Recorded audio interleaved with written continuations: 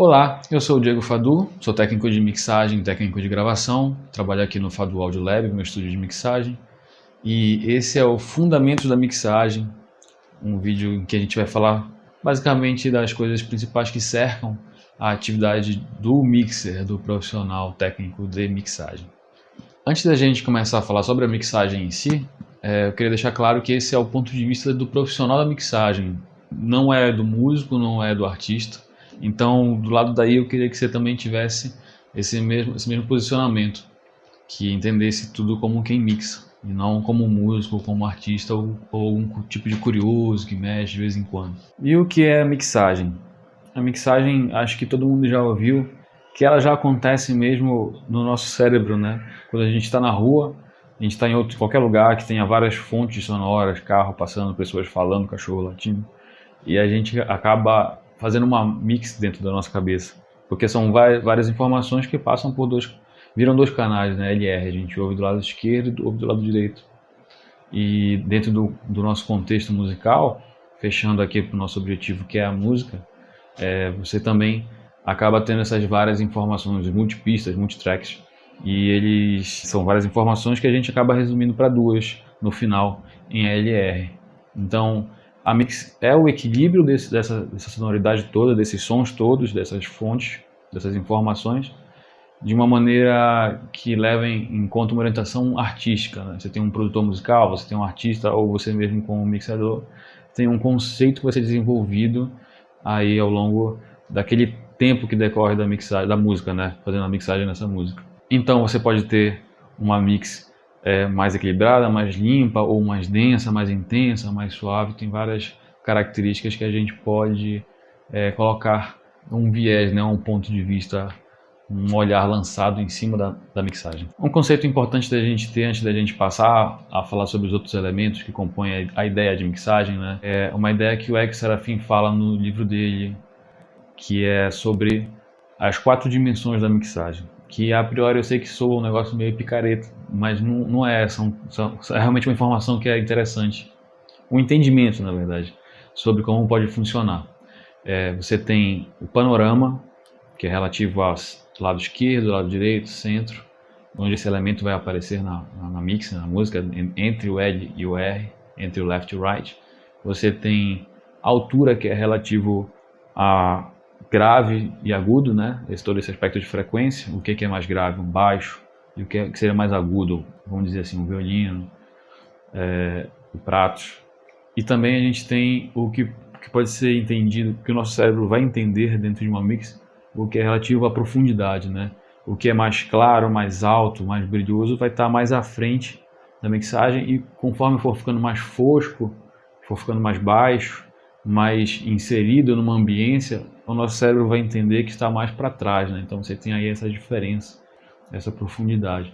Então esses 3 elementos, que é o panorama, a profundidade e a altura, eles ajudam a gente a enganar o cérebro do ouvinte, a simular uma situação de instrumentos que foram gravados separados, eles estejam soando juntos como uma banda dentro de um ambiente.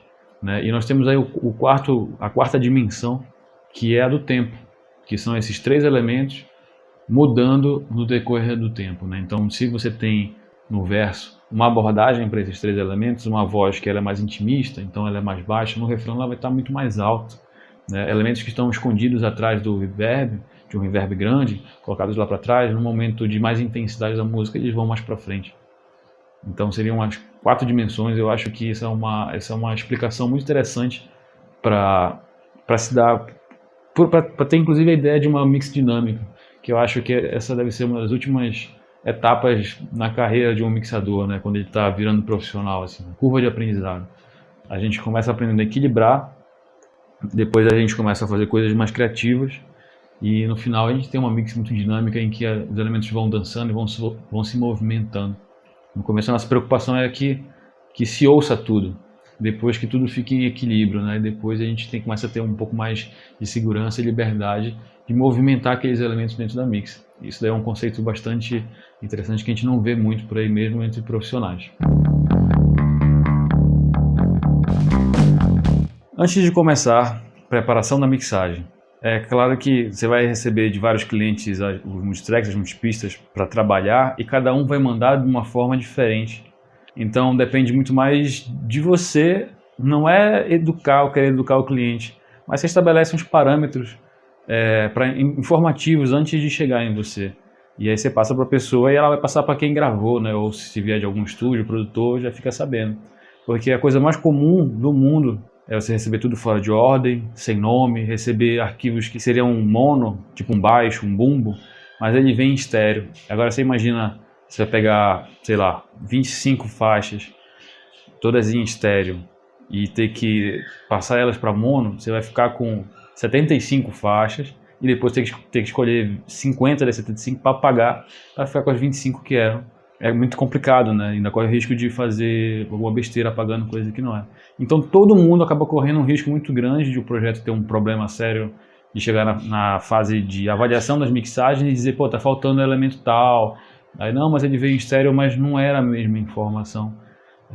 E aí também vem assim, áudio 1, áudio 2, áudio 3, isso é um problema muito sério para todo mundo dentro do processo da mixagem. Então, prepara um e-mail, ou mesmo se for por WhatsApp, alguma coisa assim, uma coisa copia e cola, assim, olha, preciso que venha em 24x48, preciso que venha tudo em mono, que for mono. Os efeitos que você já quer que realmente, que o cliente quer que faça parte daquele som, que ele já venha aplicado, né? Ou então, pelo menos que mande ele aplicado e a versão sem efeitos para você ver o que a pessoa quer, mais ou menos.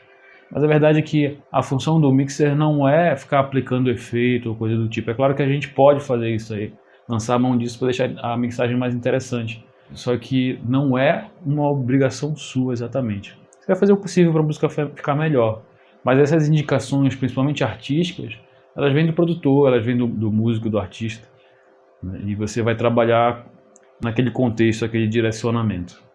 Por se tratar de um trabalho técnico, é um trabalho que é essencialmente técnico, você precisa ter muita organização, você precisa, mais do que organização, ter um procedimento, vamos chamar de procedimento operacional padrão, é o famoso POP, né, que às vezes se usa em empresas, em laboratórios, que é como se fosse um manual que te garante que você vai cumprir aquelas etapas, que no começo vai ser um pouco forçação de barra, vai ser estranho, mas eu te garanto que você vai ter muito mais segurança no seu processo. Se você recebe a música, recebe o arquivo e nomeia todos eles da mesma forma, aí você vai descobrir qual é a melhor forma possível, né? Você vai indicar que naquela pasta você está mixando, ou você está gravando, ou você vai editar, ou já está para masterização. Aqui em que andamento, datas, notas, cria nota, documento de texto e bota dentro da pasta informando, ou mesmo dentro do Pro Tools ou da sua DAW preferida. Você vai, com certeza, se cercando de informações que vai evitar uma grande bagunça, uma grande confusão. Então, cria lá uma pasta com nome e tenta organizar com cores. Se for, por exemplo, o Mac, você consegue colocar uma cor indicando que etapa que está da produção musical. Com certeza vai te garantir muito mais tranquilidade, né? Não joga na área de trabalho, fica cheio de pasta na área de trabalho, você não vai encontrar nunca. Às vezes é comum a gente chegar em estúdios e se vê a tela da área de trabalho do cara 50 pastas e o cara não acha nunca o que está lá. É uma bagunça total, até porque se você mexer a pasta, os arquivos que estão pendurados lá nos seus audio tracks, eles vão desaparecer, vai ser uma loucura para achar tudo.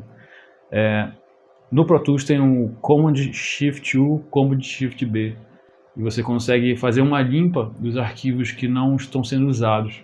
Evita que você fique com um HD cheio de arquivo que não está sendo usado naquela sessão. E isso, com tranquilidade, vai te deixar muito mais veloz, muito mais apto, muito mais profissional na hora de responder rápido, de saber o que é para fazer backup ou não. Então vale a pena mesmo ter essa organização, que deixa o teu fluxo de trabalho muito melhor. Ainda sobre a organização, mas já passando para a parte da mixagem, da preparação da mixagem, a gente pode falar sobre levantar a mix. E o que é isso, né? A gente vai subir o som e equilibrar. Eu gosto de trabalhar da seguinte forma: eu deixo os faders todos na página de mix, né, do Pro Tools, todos no 0. E na janela de edit, eu tento equilibrar tudo só com os clipes. Eu só começo a mixagem de verdade depois que eu equilibrei esse volume inteiro, só nos clipes, né, que são aquelas trilhas, são os multitracks. Então, às vezes a pessoa grava e acaba gravando um sinal mais alto, mais quente, como chama. de algum elemento, e quando você só dá o play, ele vai tocar muito mais alto, vai estar super bagunçado. Então, o normal é que você vá lá nos faders e ajeite, mas eu acho que isso te bagunça um pouco a vida, porque você ainda vai começar a mixagem. Então, deixa todos os faders no zero, faz esse equilíbrio de volumes lá no Clip Gain. Com certeza você já vai estar no meio do caminho, porque a ideia daquela mixagem que a gente falou no começo, de a mixagem não ser só um equilíbrio de volume, você já vai partir dessa daí. Então, esse equilíbrio de volume vai ser um equilíbrio que você já vai partir dele, você não vai estar buscando ele. E a partir daí você vai poder inserir lá nos seus inserts, nos seus sends, e aí o volume final você vai mexer no fader. Só esclarecendo, e muita gente não sabe, o caminho do sinal, né, o signal flow, ele vem dos clips e passa pelos seus inserts, pelos sends, né, e aí faz a mandada para outro lugar em paralelo, e sai pelos faders. Então a cabeça do teu sinal entra como se fosse a fita, como se fosse a banda tocando e passando pela sua mesa de som. Ela vem do clipe, é o trim, né? É a entrada, e essa entrada de sinal do clipe ela vai afetar diretamente o ganho que vai chegar lá nos seus plugins e passar pelos faders, mas a gente vai falar isso depois com mais calma. Equalização. A equalização ela funciona de uma maneira que a gente consiga esculpir alguns elementos para que eles encaixem melhor na mixagem, se apresentem de uma maneira melhor do que foi gravado, às vezes corrigindo, às vezes deixando de um jeito que a gente gosta, tá? A gente vai ver um bumbo aqui, essa música se chama Motorrádio, é do Elder F, e a gente vai ver aqui um bumbo, que quando eu gravei eu não gostei muito do resultado, então a gente já vai mexer nele um pouco e às vezes coisas sutis fazem toda a diferença. Vamos dar uma ouvida aqui no bumbo.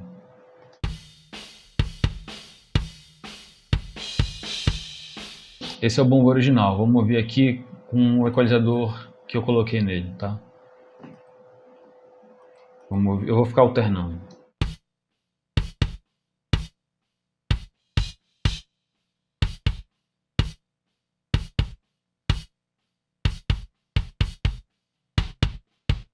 É muito sutil. Quando você está com um equalizador bypass, você ouve que o bumbo parece um caixote. Ele não é muito bonito. Ele não é muito bonito, principalmente para o tipo de música que eu estava querendo, um bumbo com muito mais grave e menos essa cara de caixote, que pela experiência eu sei quais são as frequências mais ou menos que está ali entre 120 e 250 Hz. Eu sei que fica aquela cara de caixote, lá para frente 350 também. Então, você ouve aqui, ó, mexido.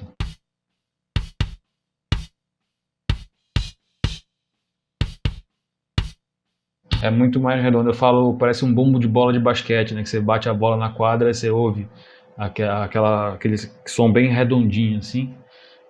E agora, como é que a gente chega para descobrir essa frequência? Então, vou dar o bypass aqui. E a gente vai ver numa zerada aqui, um equalizador zerado. E é um equalizador simples que não imprime nenhuma sonoridade. É bem neutro, então funciona muito bem. A gente põe aqui para fazer a busca da frequência e aperta Shift Ctrl. E a gente consegue fazer esse sweep, essa varredura na frequência que a gente quer. Vou dar o play aqui.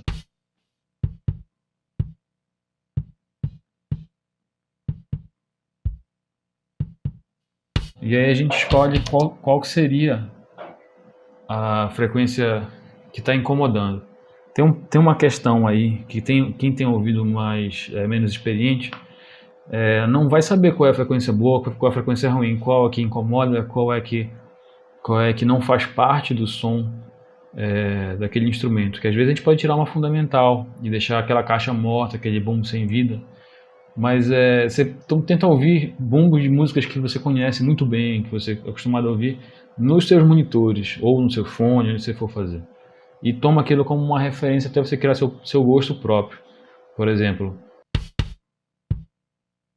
aqui é uma região que ela é boa para o bumbo, ela é uma região muito, muito macia de grave. Não vou tirar.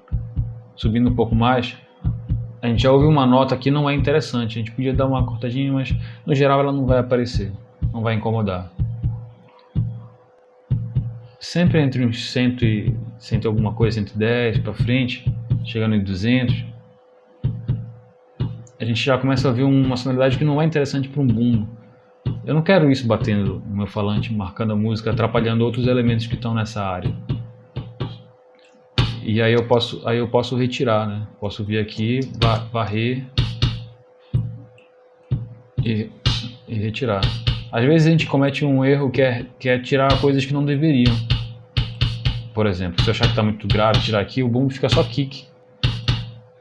Mas mais para cá,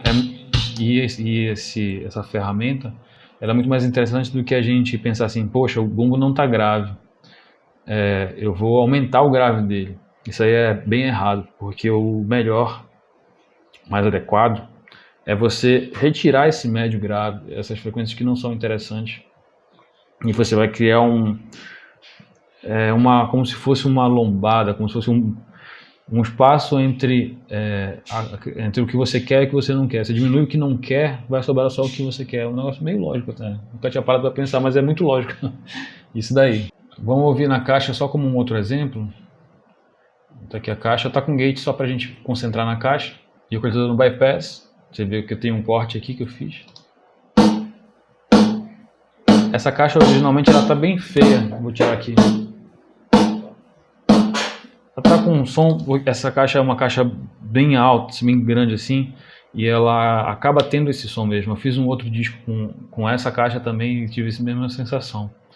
Então eu procurei aqui fazer uma varredura e encontrei essas frequências aqui, tá bem nítido a diferença.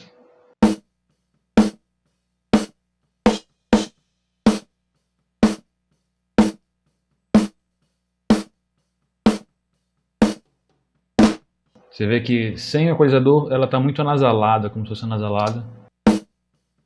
Com o equalizador agora. Ela é bem mais usável e funciona muito melhor na mix.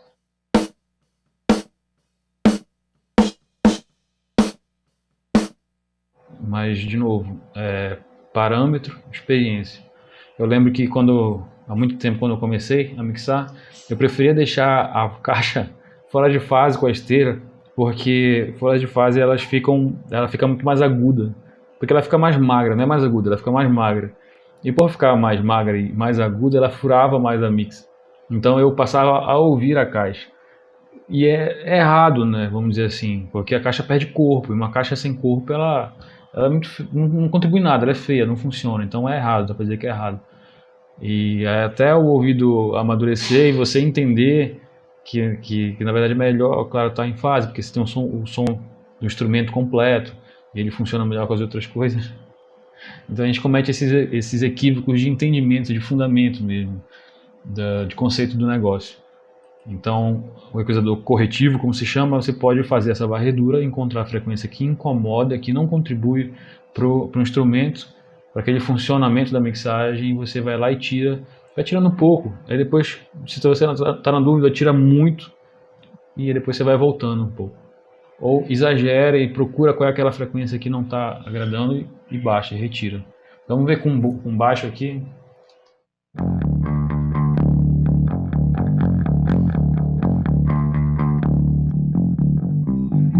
Ó, essa região aqui está me incomodando um pouco.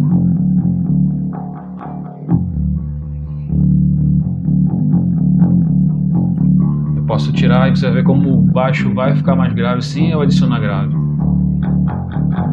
Porque ela abre espaço para o funcionamento. A gente tem que entender também que o falante que reproduz o som, ele é mecânico, né? Apesar de tudo ser muito virtual hoje, de qualquer maneira, existe um fenômeno mecânico que coloca o som na nossa linguagem, que é a linguagem analógica, que o som ele trafega pelo ar, né?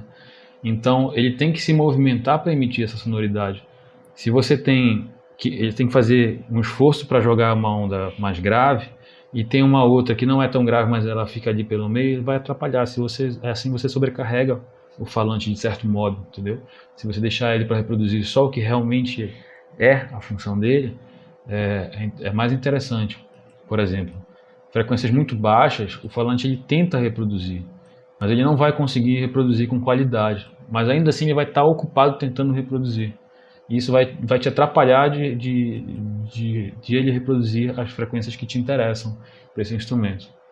a mesma situação, e aqui falando até um pouco de fase, né? Não era minha flash, mas aproveitando o gancho, a gente pode ver aqui comparando o bumbo e o baixo, pelo gráfico aqui, você vê que para cima é como se fosse o falante empurrando o som e o para baixo como se fosse o falante puxando, né?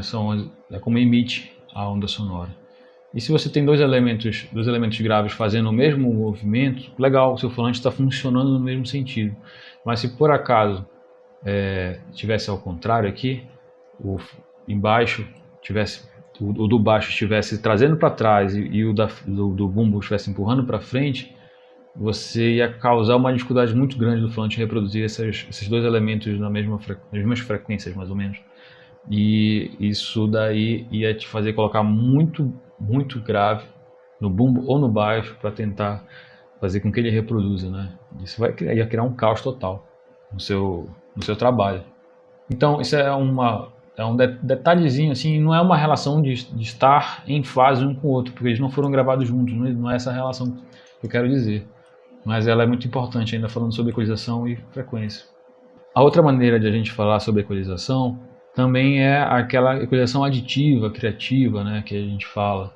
E que é uma equalização em que a gente pode adicionar frequências para que aquele instrumento abra, para que ele funcione muito melhor, que ele soe de outra forma, né?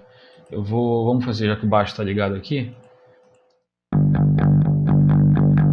Ele está no bypass aqui na mesa, e eu vou usar da mesa porque é um equalizador analógico, e ele funciona de uma maneira melhor, vou falar assim, mais marcante para a gente entender isso daí, tá? Ele está no bypass, eu vou ligar o equalizador dele. Agora a gente está ouvindo o som do baixo com a mesa. Tá flat aqui, e eu vou adicionar agora um pouco de grave. Vou adicionar 60 Hz um pouquinho.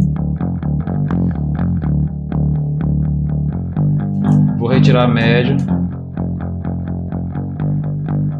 Vou adicionar um pouco de 1K. E adicionar um pouco de agudo. Agora eu vou desligar o equalizador. Tá flat, vou ligar. Então a gente consegue trazer um baixo que estava meio morto, colocar muita expressão nele, colocar ele mais para frente, né? Colocar ele de maneira mais, não como protagonista também, mas de uma maneira com mais atitude. É muito difícil de escrever o som, mas eu acho que é com mais atitude, né? Se houve um baixo no bypass aqui. E agora eu vou ligar.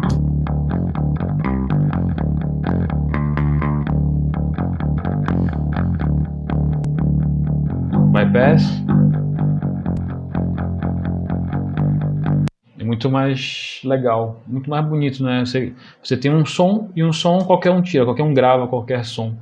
Mas aí você consegue fazer com que esse som tenha joga uma luz assim de arte nele, né? Um caráter artístico no som. E aí vem do produtor, do artista, do músico ou do próprio técnico de mixagem se tiver essa liberdade, né? Às vezes o músico não gosta que mexa muito, mas você lança já um olhar mais artístico sobre o assunto. Agora finalmente a mixagem vai começar. A primeira coisa que a gente vai fazer é levantar aqui na mesa os canais e ouvir o som rolando. E depois a gente vai desmontando essa mix e timbrando. Vamos fazendo, né? Falei muito já.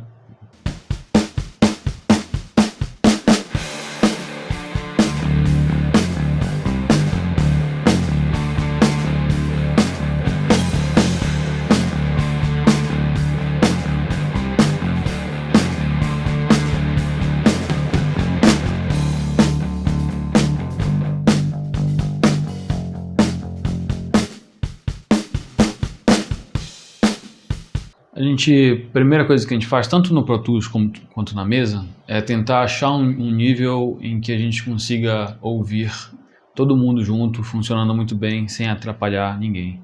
Tá? Todos os equalizadores estão desligados aqui da mesa. E acho que como tá funcionando bem, em termos de equilíbrio.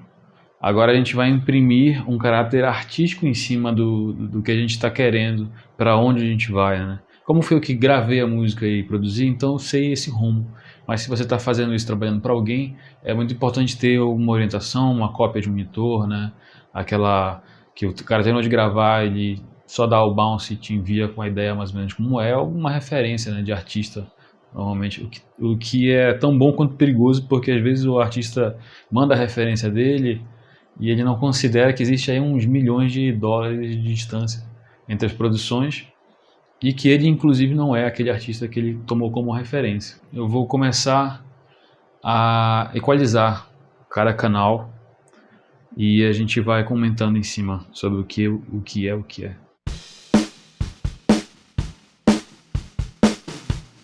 Bombo e caixa.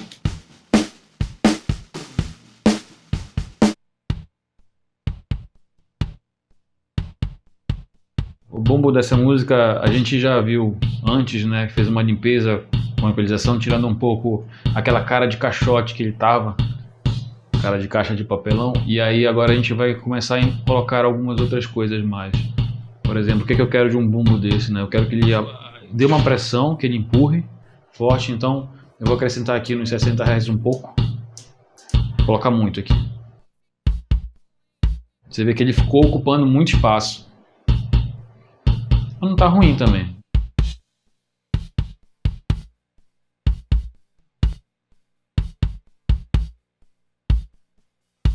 Não tá ruim, vou deixar, bora ver.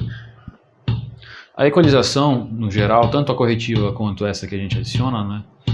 Ela depende muito dos outros elementos, porque você faz o elemento ficar maior ou menor, maior ou menor no sentido de ocupar mais espaço dentro do palco sonoro, né? Na mixagem. E ela sozinha não significa muita coisa. Mas, mais uma vez, eu conheço bem essa música, então eu sinto... E até de maneira de fazer o vídeo, assim, a gente sente essa facilidade e necessidade de mostrar a parte para poder ver. Então, primeiro a gente escolhe mais ou menos o que a gente espera daquele elemento, daquele instrumento, e depois, em conjunto, a gente julga o que realmente vale a pena ou não. Eu posso criar um fio de cabelo, como chamam na alta do bumbo, para ele dar o kick, para ele aparecer lá em cima. Vou tirar. Vou colocar. Isso faz com que ele apareça em qualquer mixagem, né? Porque ele está aqui no grave. Vamos mostrar como é o original. E agora ele está aqui dando do corpo, mas ele aparece batendo lá em cima. Eu gostei de como tá. Vou comparar com ele aqui dentro do contexto do overhead.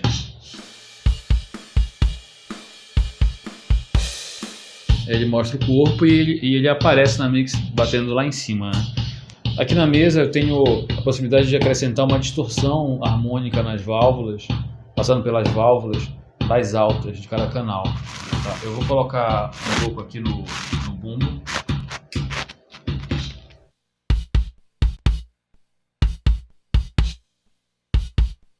Vou colocar bastante agora.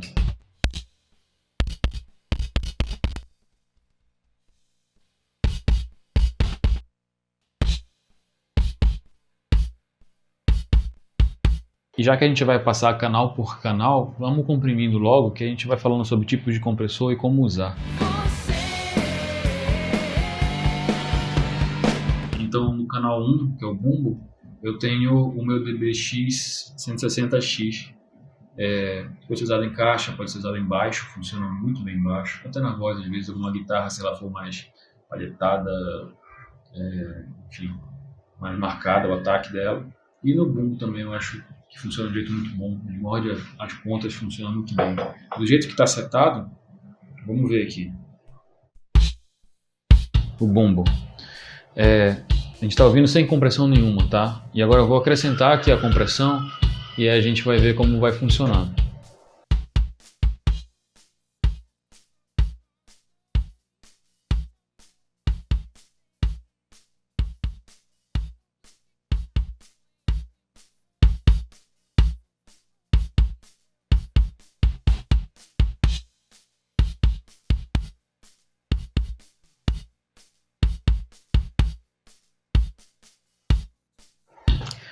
Estou deixando 4:1. O que significa?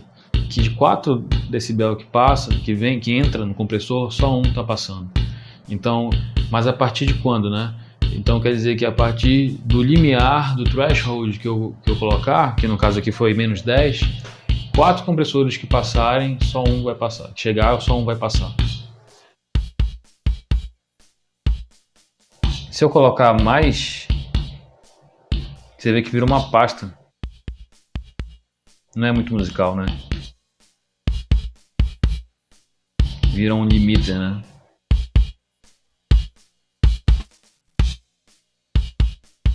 Tá tudo isso de ganho porque esse DBX ele tem uma entrada muito baixa. Não sei porquê, porque é muito velho. Agora vamos ver a caixa com um bumbo.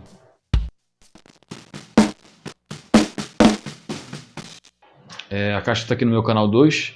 Ela passa pelo Mallet-Tomp e ela passa antes dele para chegar aqui no canal 2, tá? Vamos dar uma ouvida na caixa, mas ela tá com o equalizador desligado. Depois a gente vai ouvindo com ele ligado. Vou ligar o equalizador. Tá tudo flat. Vamos mexer na equalização.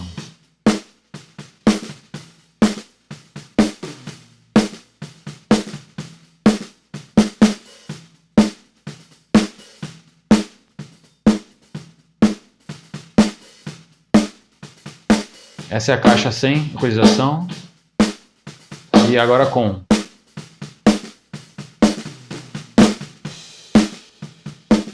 Pode deixar um pouco mais fechada. Isso aí é tudo muito gosto e é o contexto da escolha do produtor, né?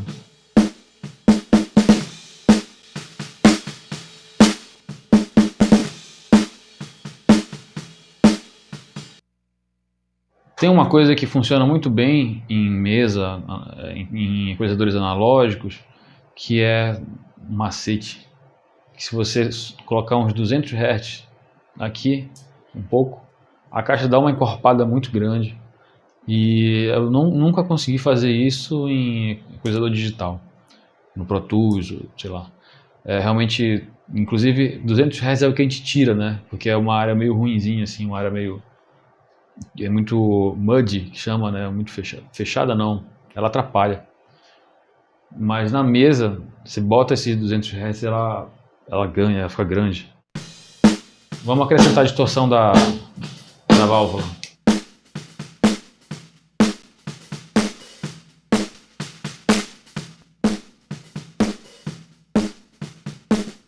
Agora eu vou soltar o bumbo no contexto aqui.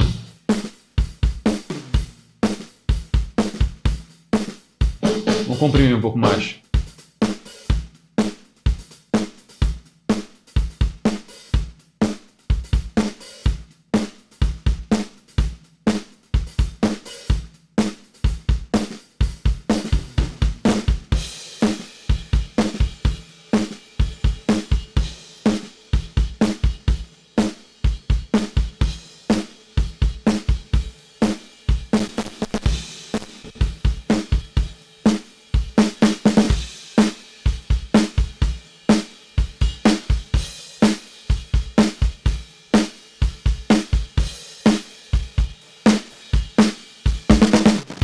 O Mallet-Tomp é um compressor feito pelo Licel. Inclusive ele fez esse compressor, fez essa mesa aqui e fez esse outro compressor também aqui para mim. Mas ele é um compressor que ele é valvulado, é um Varimu, mas diferente dos outros Varimus comuns, ele tem uma relação de ataque e de release muito rápido, né? Nós vimos então dois tipos de compressores já, um VCA, que é o Voltage Control Amplifier, e um Varimu, que é o Variable Mu. O Mu eu não sei o que é, mas variável, enfim, é pela válvula, né? Agora a gente vai falar do FET. Vamos mostrar no baixo a equalização e tudo, e já adianto que ele está ligado num FET, né? É um 1176, um clone de 1176 da Hairball. FET significa que ele tem um transformador nele que altera esse som, dá essa característica bastante agressiva para ele, né? Vamos ouvir. O baixo tá aqui, tá flat. Liguei agora o equalizador da mesa, né? Eu vou fazer uma equalização aqui qualquer.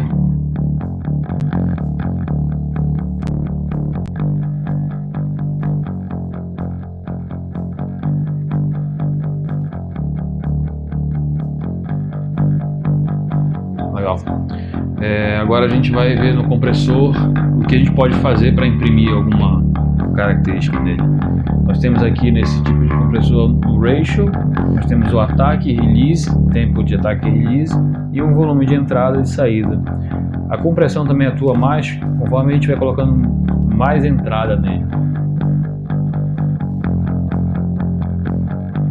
Você vê que a agulha vai apontando que está acontecendo uma compressão maior nele. Eu acho que aqui dá para entender melhor aquilo que eu falei sobre velocidade de ataque e velocidade de release. A gente tem aqui um ataque mais lento, se eu botar para cá, um ataque mais rápido. Você vê que ele vai comendo os ataques do baixo, né? Agora sim o ataque, o transiente inicial do baixo passa e ele passa a comprimir depois. Eu gosto muito de usar assim, a posição clássica. Eu acho que esse baixo precisa de um pouco mais de compressão, para ele ficar mais sólido.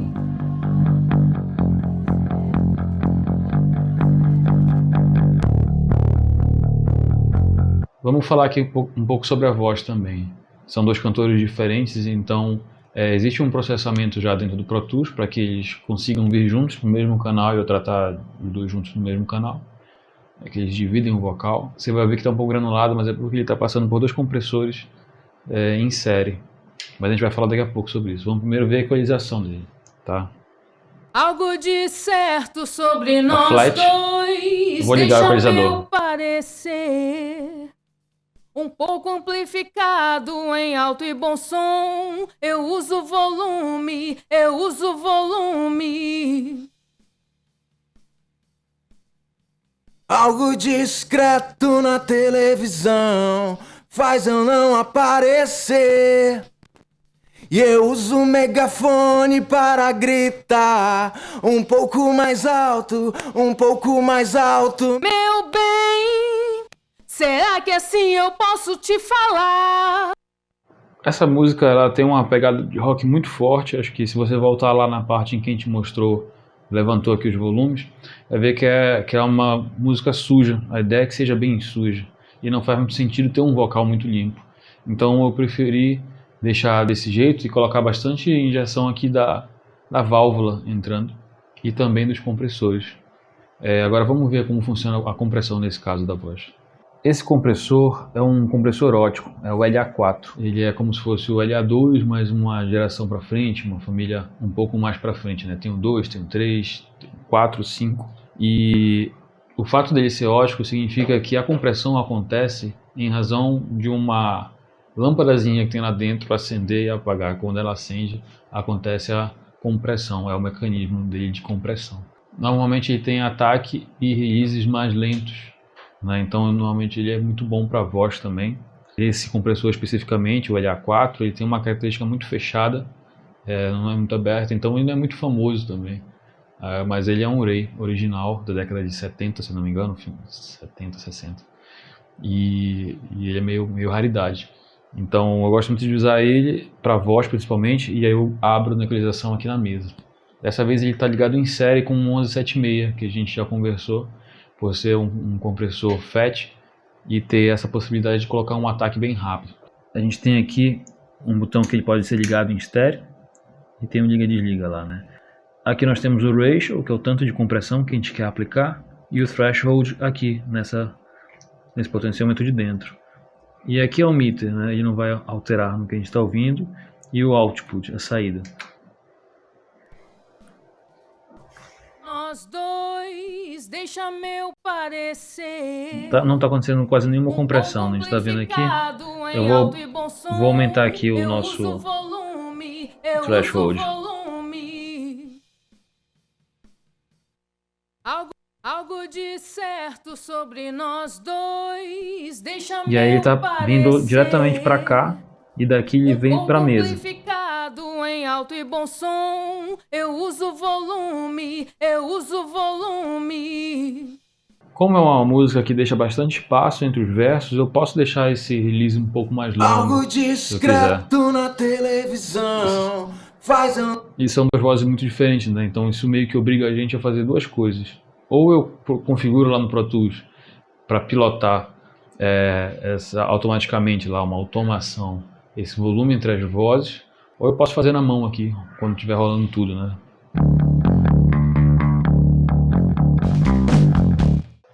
Existem processamentos que a gente faz que são processamentos diretos no próprio canal. E a gente não vai se aprofundar muito nisso porque meio que todo mundo que mexe já sabe, né? Já ouviu falar de plugins, né? Os plugins são ferramentas usadas para... Normalmente eles simulam, substituem os equipamentos que eram usados antes, como compressores, reverbs, equalizadores, etc. Tudo são ferramentas que com naturalidade você vai acabar mexendo e aprendendo. Vários são intuitivos, como esse equalizador aqui. Deixa eu ver o que mais tem aqui. Tem um compressor baseado num tipo de compressor analógico, né? E tem outros compressores que são digitais e não tem inspiração em nenhum outro tipo de compressor. Deixa eu achar aqui. Como esse R-compressor da Waves, que ele é ótimo, ele tem todos os parâmetros de ataque, release, threshold, ratio, gain. Você pode usar esses plugins insertados diretamente no canal, né? Significa o quê? Que o sinal está vindo do canal, está vindo lá do clip gain, da entrada, aí ele passa pelo canal e ele entra nesse plugin e sai desse plugin. É como se entrasse de um compressor desse no equipamento e saísse pela outra ponta. Essa é a maneira mais comum, é a maneira comum, né? Muito mais comum do que a outra maneira, que é você enviar por um bus ou por um auxiliar. Você está vendo aqui esse Drum Comp, é o meu canal de compressão de bateria. E eu tenho um canal de reverb aqui, que é para onde eu mando os canais que eu quero que passem por essa câmara de reverb. Ou de compressão, pode ser de equalização, pode ser de qualquer coisa. A gente vai falar aqui agora sobre bus e sobre auxiliar. Muita gente não entende direito esses conceitos, mas se a gente entender o Pro Tools ou o DAW como uma mesa, como um simulador de mesa, fica bem simples de entender. A gente tem os canais nas mesas, né, e cada canal desse normalmente vai para um grupo ou para um master bus. E eles todos são ligados por dentro por um auxiliar. Então você inserta um efeito, uma mandada, e nesse auxiliar você abre de forma que seja enviado em paralelo para esse buzz, esse efeito, e ele sai no master, né? Então sai num outro canal só de efeito. E da mesma maneira funciona aqui no Pro Tools, você simula essa situação toda, né? Por exemplo, eu tenho aqui a voz principal e tenho aqui o meu BV Buzz, que eu chamei, é o Backing Vocal Buzz, é o Buzz de Backing Vocal, né? E eu tenho aqui também um Short Delay e tenho o Long Delay, que são as minhas máquinas de delay, vamos dizer assim. Você está vendo aqui no canal da voz, eu tenho também esse Short Delay e tenho também esse Long Delay. Então, a minha voz, o sinal da minha voz vem e ele passa direto para minha mesa ou para o meu Master Bus. Mas só que no meio do caminho ele sai e ele é enviado um send ou uma mandada, como dizem os mais velhos, vai para esse outro canal que é um auxiliar, onde está lá insertado um delay, passa por ele e dele vai para o master. Então significa que as alterações de volume final que eu fizer na minha voz não vão afetar diretamente o meu delay, né? E o que eu fizer no meu delay não vai afetar o canal dry, né? O canal original, o canal seco dessa voz. Fica independente, eu posso jogar mais ou menos delay nessas mandadas aqui de delay, nesse send. Então isso é um auxiliar, ele é acessório ao teu canal principal daquele instrumento. Agora, falando de buzz é quando você cria, por exemplo, o BV Buzz, né? Meu BV Buzz, o Backing Vocal Buzz. Significa que você tem vários canais de backing vocal e joga todos eles para um bus, né? Para um canal LR, e você condensa todos eles sendo endereçados para lá. E lá naquele canal você vai trabalhar todos eles de uma forma junta, né? Tem também de guitarras aqui, ó. Guitar Buzz. Tem todas as guitarras, e a guitarra pra caramba nessa música, indo só para esse buzz de guitarra. E lá eu aplico tudo que tivesse aplicado, e esse buzz de guitarra, nesse caso, vem para um canal LR aqui da minha mesa. Então eu não tenho uma guitarra por canal. Todas elas vão para um buzz e vem para cá para esse LR. Uma outra forma de você organizar a sua sessão e fazer também como se fosse vamos dizer assim, um buzz de uma maneira definitiva, né, de uma maneira mais rápida, é você pegar, por exemplo, todas essas guitarras aqui que tenham alguma coisa em comum, já que elas estão em LR já separada ou coisa do tipo, é você criar um outro canal e desse canal criado você gravar endereçando para ela. Então você pode gravar todas elas endereçando para um buzz de guitarra 1, por exemplo, e ele vai escrever, vai printar, né, vai salvar aquele LR de guitarras e tal. E você vai trabalhar só com ele e vai poder apagar essas outras originais anteriores. Fica muito mais fácil de trabalhar do que com esse tanto de guitarras aqui.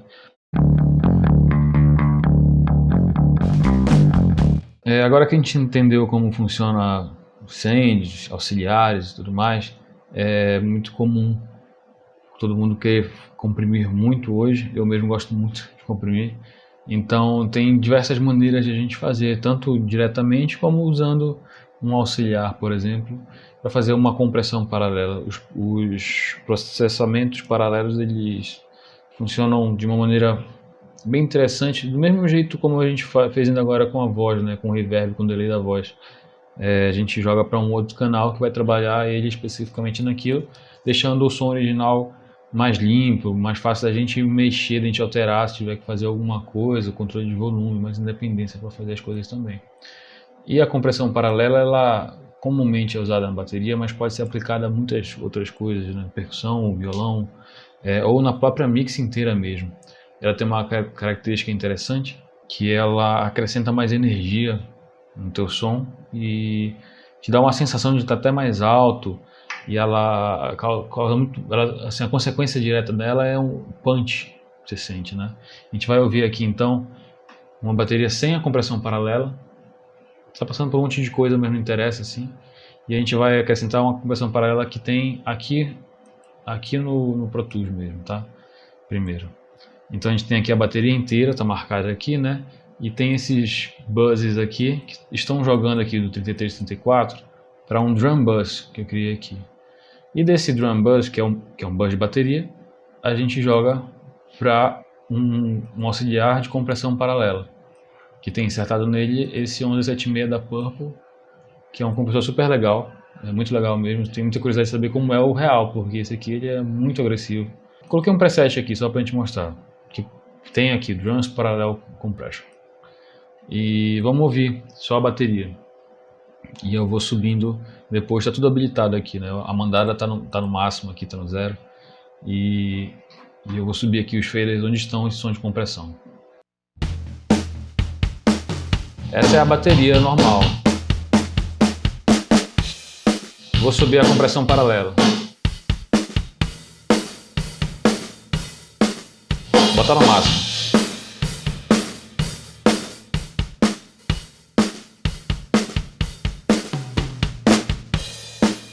Vou tirar a compressão paralela. Colocar. Ela adiciona até uma profundidade na bateria inteira, né? Então é um recurso muito interessante.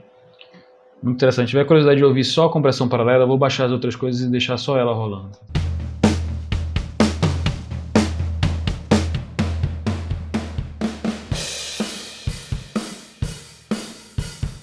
Esse é o som só da compressão, da bateria inteira, né? Passando por uma compressão. A gente pode amassar mais ainda.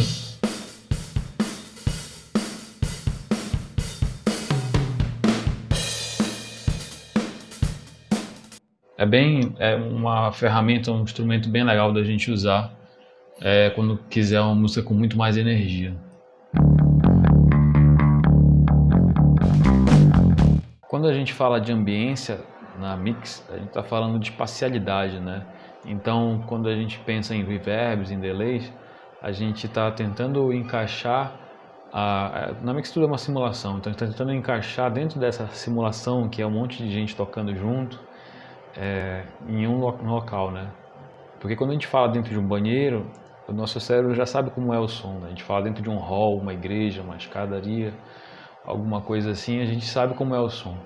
E quando a gente pensa numa banda tocando, num som sendo emitido, ele tem que estar dentro de um contexto espacial. De alguma forma a gente se sente mais confortável entendendo, né? Porque foi tudo mais compreensível. Então, se você tem um vocal cheio de reverb, vai parecer muito estranho, vai parecer que ele está dentro de um outro local que não é o da banda. Ou se a banda inteira está dentro de um reverb, de muita ambiência, vai parecer que os caras estão tocando numa igreja, alguma coisa assim, completamente descontrolado, uma acústica completamente descontrolada. E isso é um indício muito forte da pouca experiência do profissional aí da mixagem. Às vezes a gente quer colocar muito efeito para enfeitar, e não é o caso, não é o que pede. Então sempre preste atenção quando você vai colocar um efeito, um reverb, um delay, se aquilo está muito forte, muito evidente. A maioria dos bons efeitos aplicados, eles são bem sutis e não são a música inteira. Então, se você acrescentar um reverb, um delay, tenta usar isso como um efeito especial. Ou alguma coisa que tenha dentro de um contexto. Se você está dentro de uma sala, você está cantando, você é o vocalista, está mais próximo da pessoa. Se qualquer outro elemento estiver mergulhado em ambiência, ele está mais distante. É assim que o nosso cérebro entende.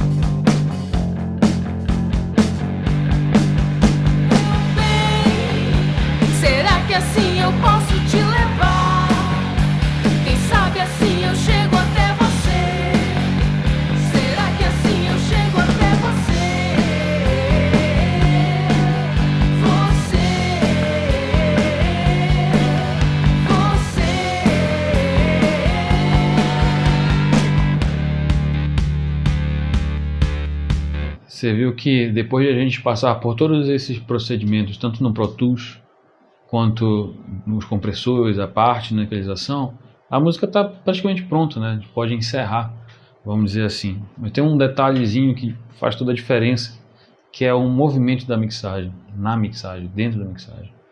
Claro que tem automação que a gente pode fazer no computador, que é muito válido, principalmente se você não tem uma superfície de controle, se você não tem faders para mexer. Mas é muito mais divertido e mais, eu acho mais eficaz você fazer ouvindo, principalmente para controlar a voz, ou elementos como guitarras, ou cordas, metais. Então você vai tocando junto com a música, é o seu instrumento, né? Os faders são o seu instrumento. Você vai reinterpretando a execução, às vezes uma execução que não foi boa o suficiente, não imprimiu muito sentimento, você pode fazer isso no fader. Vou mostrar aqui um pouquinho, usando as guitarras e fazendo nas guitarras e na voz, tá? Vamos ver aqui. Meu bem, será que assim eu posso te falar? Será que assim eu chego até você? Será que assim eu chego até você? Meu bem, será que assim eu posso te levar? Quem sabe assim eu chego até você? Será que assim eu chego até você? Algo singelo sobre nós dois chama minha. Você consegue interpretar, claro que eu fiz meio maluco aqui na corrida, mas um solo desse, por exemplo, você consegue fazer de uma maneira interessante. Vamos ver de novo o solo aqui.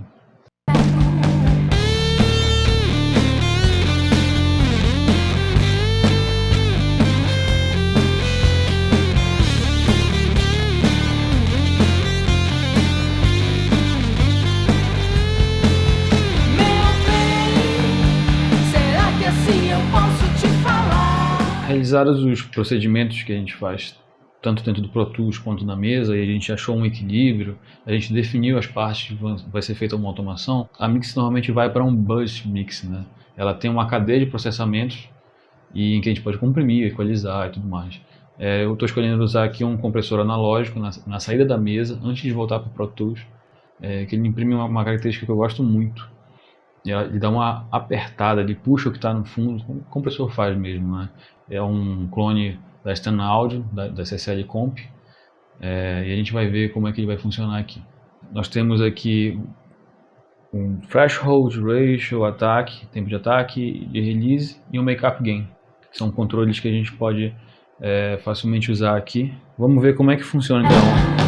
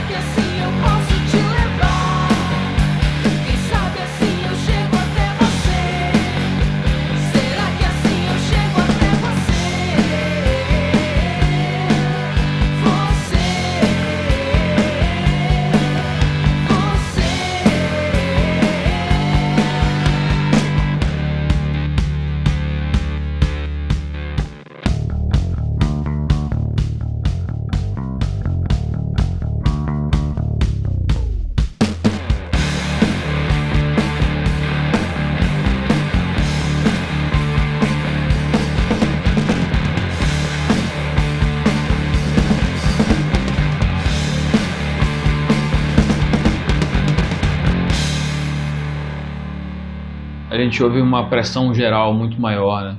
É muito maior como funciona tudo junto e tudo mais. A bateria, principalmente, tudo que for percussivo vai ser puxado, principalmente quando a gente coloca um ataque mais lento, né? E deixa passar os transientes tranquilo.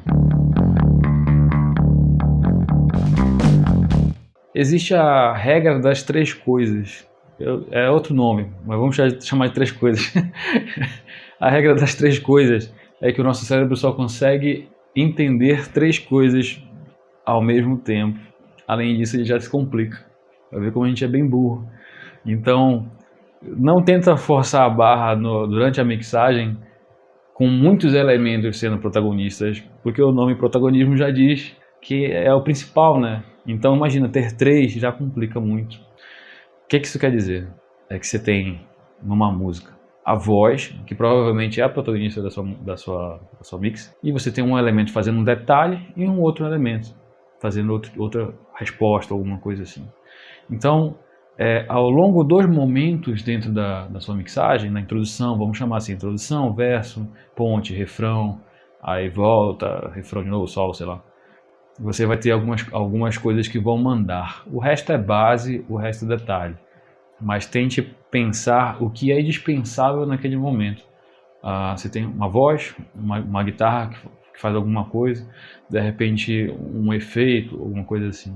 Eu gosto de fazer o seguinte, e não é exatamente nesse sentido das 3 coisas, mas eu tento pensar como uma base. Você tem um bumbo baixo e a voz. Para mim, esses são a base, porque é o que fica no centro. Vamos dizer assim, como se fosse o tronco de uma árvore, né? As outras coisas são galho, folha, flor. Então, a minha mix ela é montada ao redor disso daí. Você tem um vocal e ele tem que ser sempre preservado. E você tem vamos dizer assim, uma seção rítmica que é o que mantém a música pulsando, a música consistente, né? E as outras coisas elas podem se movimentar, elas podem não estar, podem sair. Então tente pensar desse jeito. O que puder sair não é principal. Então não precisa estar competindo com o que é principal. Vamos dar uma ouvida em como ela está passando direto da mesa para o compressor, tá?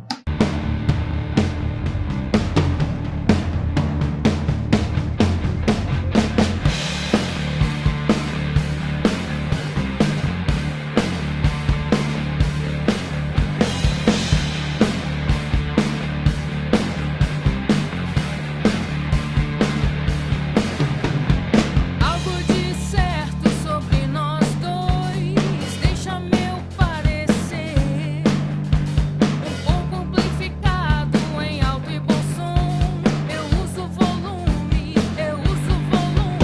Ainda tá um pouco caixa e banda, mas pelo menos a caixa tá bem bonita, aí acho que vale a pena ficar alto. Eu acho que se você observar aqui no meu meter, aqui, dá pra perceber que do lado direito está um pouquinho mais alto, é porque eu tenho que regular na mesa, então a gente abre um trim. Qualquer pessoa que use alguma coisa em LR analógico tem esse tipo de problema, normal. Você pode abrir um trim simplesmente e tentar igualar aqui. Mas é bem pouquinho. Algo discreto na televisão faz eu não aparecer. É muito pouco, quase não faz diferença, mas normalmente tem feito diferença. Gelo sobre nós dois chama minha atenção. Eu uso um gelo sobre nós dois chama minha atenção. Por que um equalizador aqui? A gente vai tentar limpar um pouco alguma região que esteja incomodando na mix inteira. Como a gente fez no baixo, no bumbo, né? Na voz. Vamos só dar uma ouvida e ver se tem alguma coisa incomodando. Algo de certo sobre nós dois deixa meu parecer um pouco amplificado em alto e bom som. Eu uso volume, eu uso volume.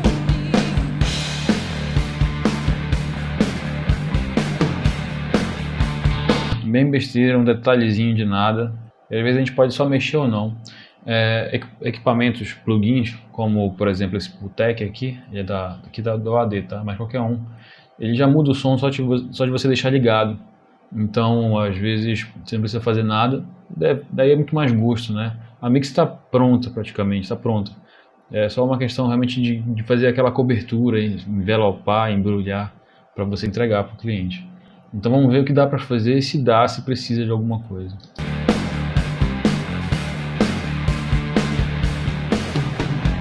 Algo de certo sobre nós dois. Você vê que já muda completamente já o som, só de tal. Um pouco amplificado em alto e bom som. Eu uso volume, eu uso volume.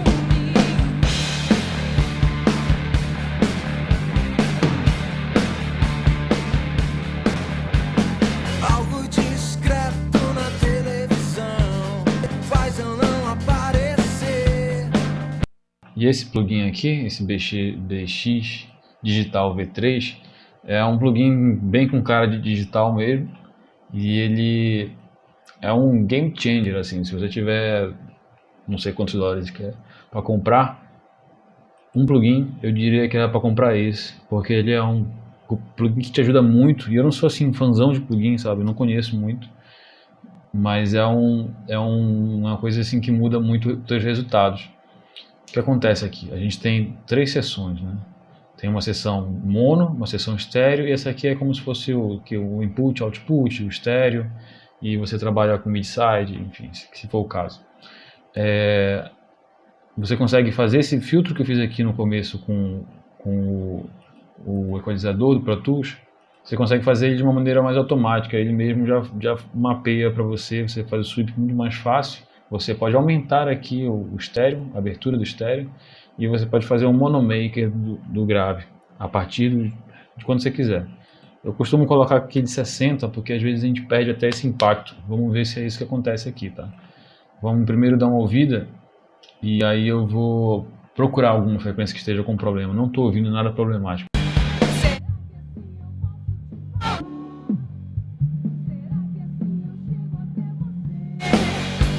Será que assim eu chego até você? Meu bem. Agora a gente vai usar o monomaker para ver se fica melhor ou não a relação do grave. Monomaker quer dizer que você vai tirar tudo que é grave dos lados e vai centralizar, vai ficar batendo sempre no centro. É legal para te dar uma pressão mais forte. Mas às vezes a música funciona melhor sem isso. Já aconteceu várias vezes comigo, assim como várias vezes eu prefiro usar o monomaker. Será que assim eu posso te falar? Será que assim eu chego até você? Será que assim eu chego até você? Meu bem.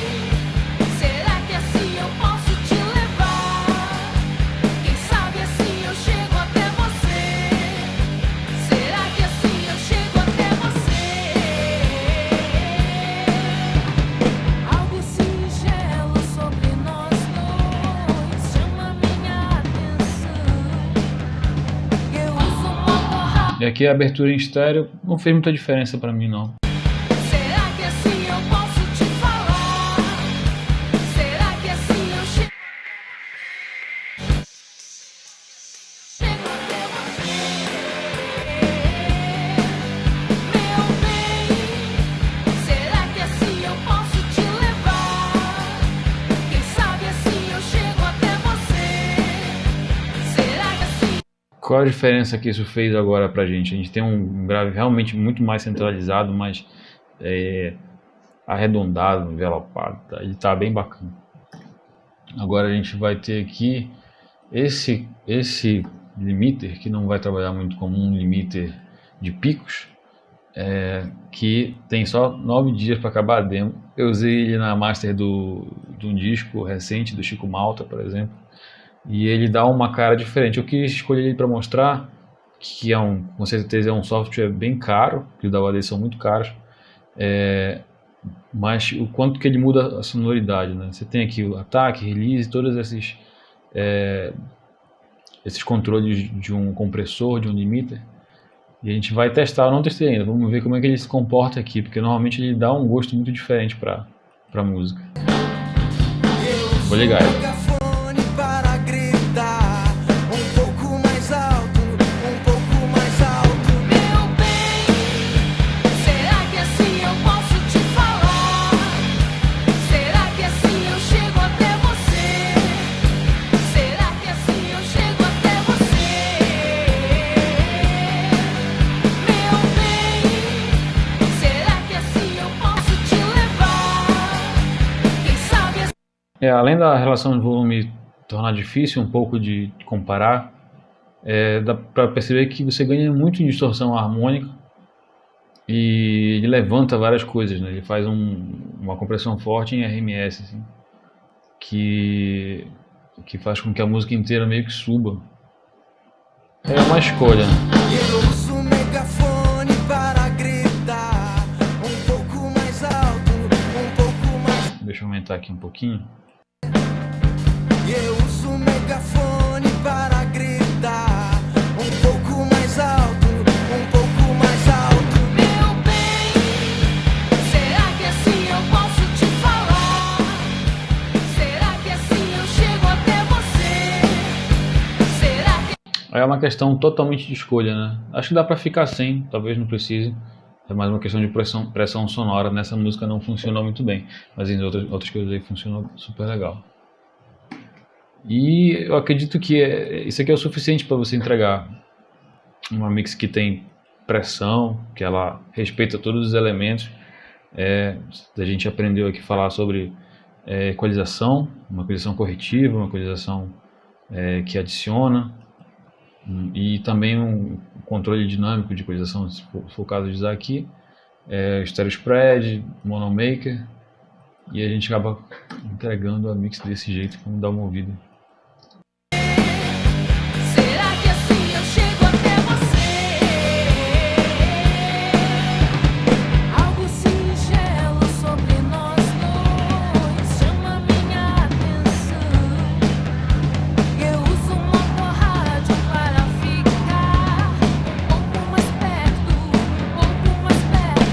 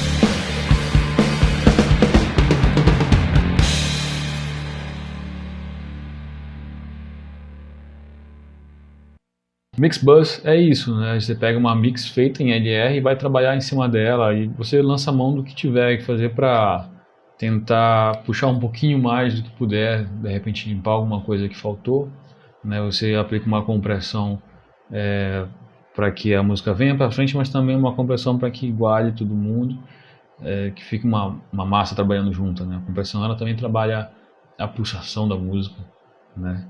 É um regulador dinâmico. E também uma equalização tanto corretiva quanto para adicionar alguma coisa, para abrir e tal. A gente tem também essas ferramentas boas que têm sido usadas para fazer um monomaker, né? A gente consegue centralizar o grave para bater só no centro, deixar os lados abertos. Aí tem que tomar cuidado para não você não trabalhar com, você acabar não se atrapalhando com problemas de fase, você não perder ali o estéreo. Quando for ser reproduzido em algum tipo de aparelho que só tenha um falante, né, você acaba perdendo alguma coisa. Mas, no geral, ninguém se preocupa mais muito com isso. E eu acho que o Mixbus é a parte assim, só para polir tudo que você já fez. Que realmente as coisas se resolvem na mixagem. Bom, chegamos no final e eu espero que a gente tenha conseguido passar para vocês um pouco do que são os fundamentos da mixagem, que, claro, tem muito de arte, tem muito de inspiração, mas são ferramentas que a gente pode usar enquanto a inspiração não vem, enquanto o seu lado assim muito artístico não está acontecendo, né? Você sabendo das ferramentas, sabendo dos fundamentos, você vai saber desenvolver, se não um trabalho maravilhoso, mas um trabalho pelo menos bom, e a experiência vai te trazer todo o resto. Acho que não tem atalho para a experiência, e ensinar a mixar é muito complicado, porque é muito de cada um, né? Algum grande mixador já falou aí várias vezes que as pessoas não te contratam exatamente pela tua técnica, mas te contratam pelo teu bom gosto. Então é muito importante estar sempre ouvindo música, de preferência uma música que preste, né? E aí você vai conseguir ter vários parâmetros. É como um escritor que precisa ler muito, não é muito diferente. E a sua maneira de ouvir música tem que ser muito diferente de uma pessoa comum, porque você não é uma pessoa comum, você é um profissional da mixagem. Então fica atento para os detalhes, para os movimentos na mix, que eu acho que isso é o que mais diferencia os vários níveis de profissional. É o movimento que a mixagem faz, porque ela é viva, ela não é uma coisa estagnada.